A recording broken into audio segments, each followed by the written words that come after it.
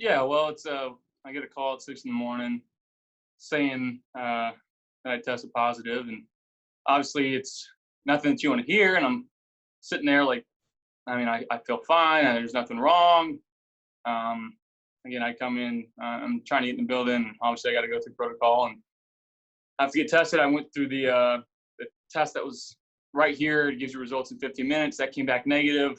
And all of a sudden, all the stuff about the NFL, about 11 teams or whatever that was affected. So obviously, I was super frustrated that I wasn't here yesterday. You lose a rep, so I can't get back.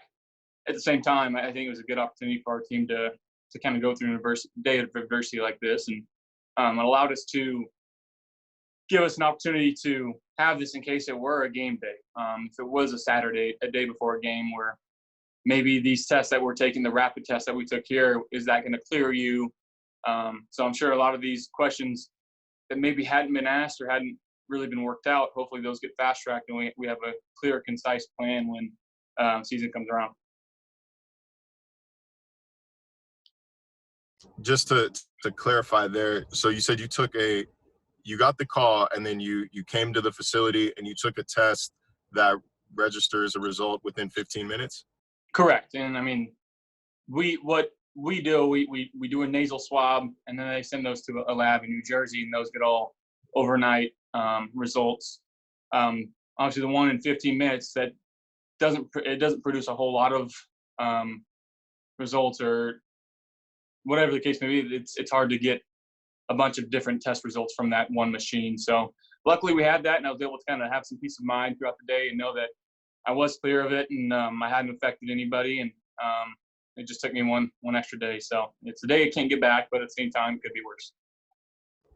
Gotcha. Yeah, thanks for clarifying, man. Like I said, glad that it was ended up being a false positive for you.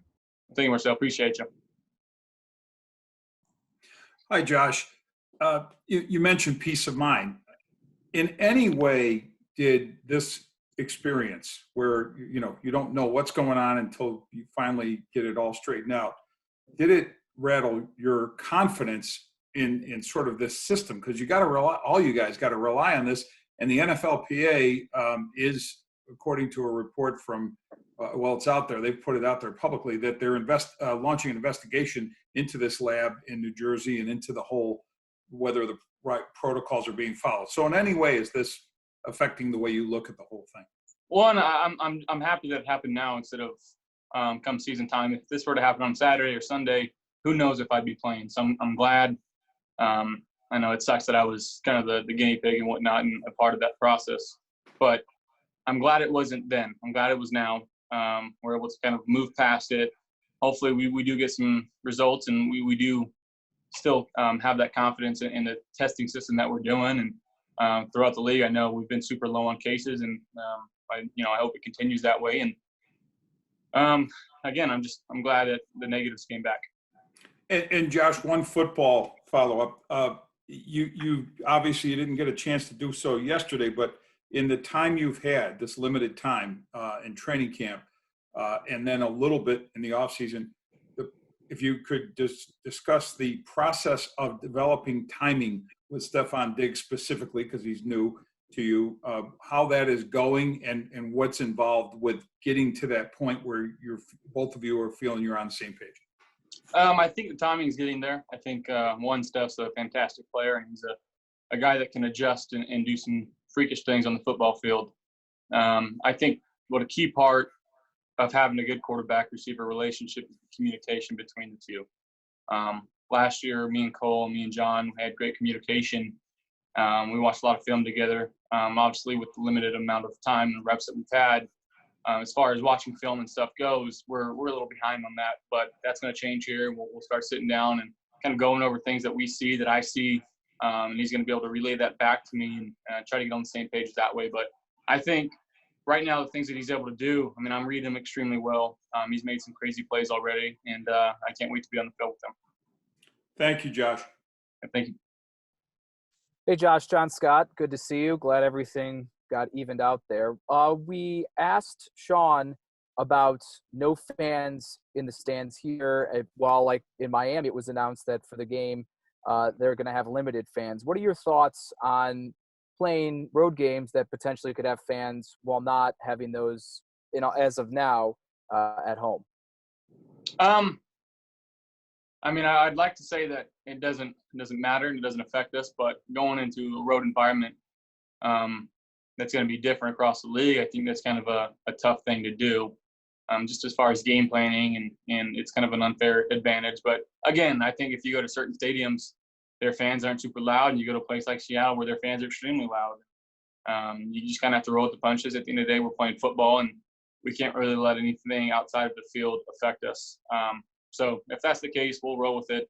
Hopefully that here in Buffalo and Western New York, we can get some fans back in the stadium before the season's all said and done, and do a good job of continuing to control this thing in this area. Thanks. Hey, Josh, Andre Roberts and Isaiah McKenzie had pretty good days today. What have you seen from some of those receivers who are battling to make a roster spot this training camp? Yeah, I mean, the competition, it's obviously heating up, and as the days dwindle down, we're going to have to see guys that are continuously making plays, and I can't say a bad thing about any one of our guys. I mean, I think our guys can go and play anywhere. Obviously, it's the league. There's business decisions that need to be made, but right now, I'm just super proud of our room, how they've been out there competing, going through their process, how they've been learning the playbook, and we've been throwing a lot of different stuff at them, and they've been able to handle it and run with it in stride. So it's good to see these guys out here making plays. I love each and every one of them, and at the end of the day, we want what's best for them and what's best for this football team, and they're giving everything they got right now. Thanks.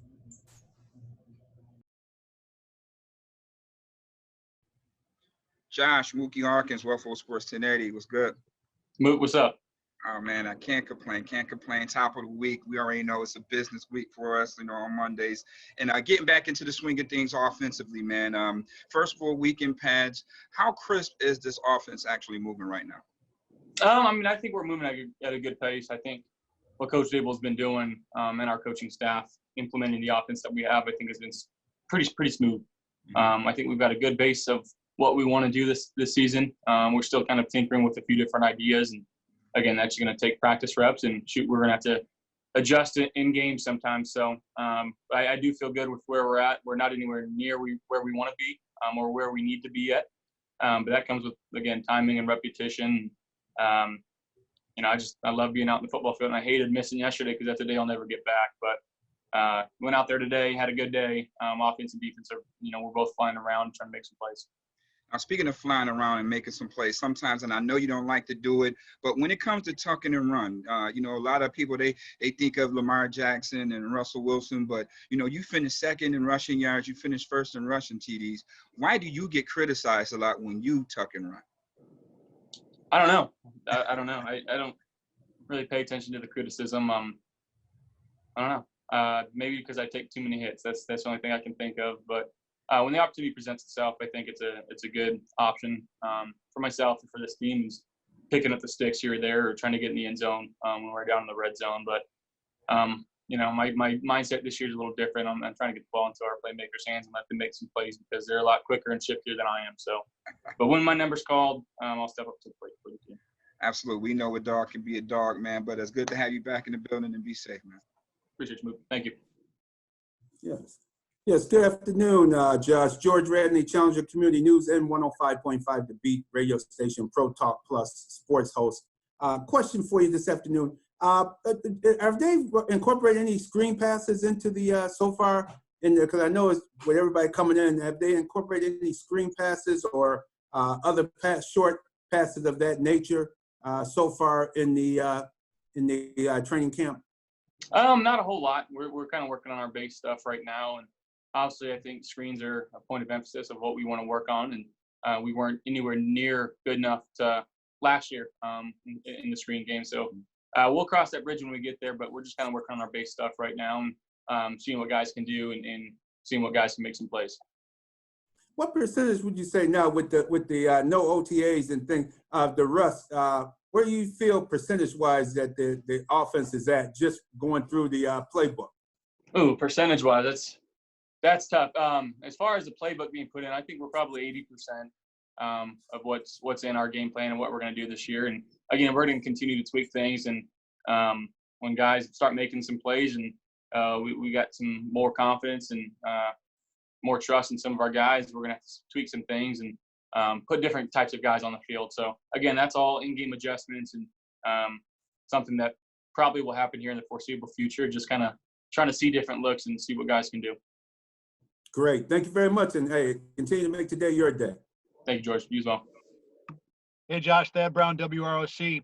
When it comes to not having fans in the stands, how does that change how you manage checks and audibles at the line of scrimmage when you and the defense will be able to hear each other, clear as day? Will it be tougher to hide those kind of things, during a game? Yeah, potentially. I think we're going to have to do a good job of paying attention to the TV copies of what we're saying. We're going to have to change things and tweak things throughout the year. And I'm sure every team's probably thinking about that right now. So it's something that we haven't experienced, something that, I hopefully I can kind of talk to some of my resources. I know Coach Dorsey's been in the game and just guys that have been around the game, I can ask them a few questions and just to see what they did and how they handled it. So, again, it's going to be a learning curve that we're going to have to go through, but I'm sure it's not going to be that big of a factor. Is that something you've talked about? And is it a matter of, do you have to come up with more fun code words to get through the season to figure stuff out this year? I mean, we've got almost every freaking word in the thesaurus. So we're going to have to find some different ways to call different plays. But again, we'll cross that bridge when we get there and we'll adjust if need be. Thanks, Josh. Thank you. Hey, Josh, Matt Perino here. Thanks for taking some time. You had a few padded practice here now to kind of run through things. And what have you seen in front of you in terms of your offensive line? I know a lot of continuity there with everybody that's come back, but how would you evaluate how they've done so far? I think they've been doing a good job. And I think with the absence of John and, we miss him from a leadership standpoint and just having a guy like that in the locker room. So hopefully he gets back soon and gets healed up because we miss him. But the guys that they've been putting out there, I know it's been a different rotation in the right side, and we're figured out from our center to our left tackle. So there's still some things that our guys are battling out right now, and coaches want to see what the guys can do. But I think the continuity between everybody that's kind of been rotated in has been fantastic. The communication's been great, and I think that's kudos to Coach Bobby and what he's been teaching these guys because they've been on top of their game. So again, it's no different. And I think whatever happens, and we'll roll with it.